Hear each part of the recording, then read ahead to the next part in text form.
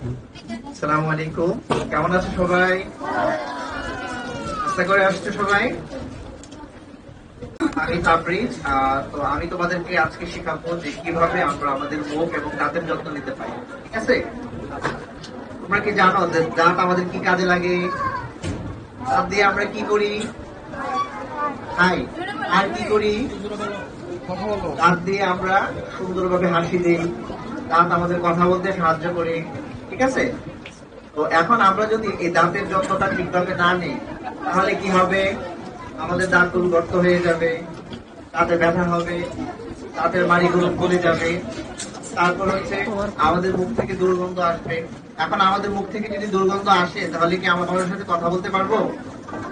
বন্ধুরা কি আমাদের পাশে বসবে? বসবে না। সেই জন্য আমাদের কিন্তু দাঁতের যত্ন নিতে হবে। ঠিক আছে? আচ্ছা, তো তোমরা কি কুমির দেখেছো কেউ? কুমির কে কে দেখছো? আচ্ছা, এখন কুমিরের দাঁত দেখছো কে কে? কুমিরের দাঁত দেখছো কে কে? আচ্ছা, তো কুমিরের দাঁত কেন এত সুন্দর তোমরা কি জানো? জানো?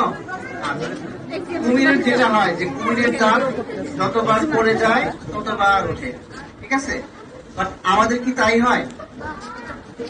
আমাদের ক্ষেত্রে যেটা হয় যে জন্মের 6 মাস থেকে 3 বছরের মধ্যে আমাদের এক ধরনের দাঁত ওঠে, যে দাঁতগুলোকে আমরা বলি দুধ দাঁত। ঠিক আছে? এখন এই দুধ দাঁতগুলো পড়ে গিয়ে আরো এক ধরনের নতুন দাঁত ওঠে, যেগুলোকে আমরা বলি স্থায়ী দাঁত। ঠিক আছে? এখন এই স্থায়ী দাঁতগুলো সুন্দরভাবে ওঠার জন্য আমরা আমাদের দুধ দাঁতগুলোর যত্ন নিতে হবে। যদি আমরা সেটার যত্ন না নেই, তাহলে যেটা হবে যে আমাদের স্থায়ী দাঁতগুলো সুন্দরভাবে উঠবে না। তখন আমাদের যে মুখের যে সৌন্দর্য সেটা ভালোভাবে ফুটে উঠবে না, মুখে বিভিন্ন ধরনের অসুখ বিসুখ হবে। ঠিক আছে? তো চলো আমরা জেনে নিই যে কিভাবে আমরা আমাদের মুখ এবং দাঁতকে সুন্দর করতে পারি এবং সুস্বাস্থ্য একটা দাঁত এবং মুখ রাখতে পারি। ঠিক আছে? 1 নম্বর যে কথা সেটা হচ্ছে যে প্রতিদিন অন্তত আমাদেরকে 2 বার করে দাঁত ব্রাশ করতে হবে।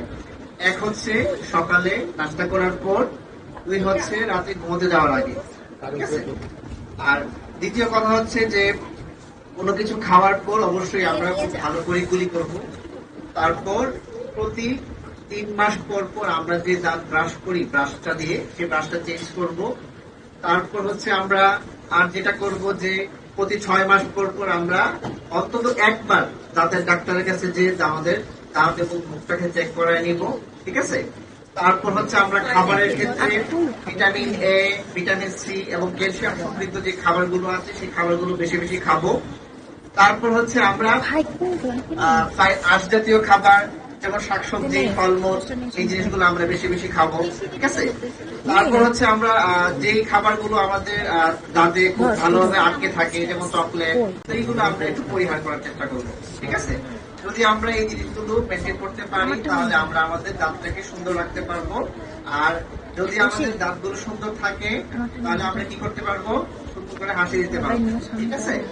তাহলে আমার সাথে বলো সবাই, যদি হয় সুন্দর দাঁত, হাসবো, হাসবো শুধু দিন রাত। আবার বলো, যদি হয় সুন্দর দাঁত, হাসবো শুধু দিন রাত। Thank you.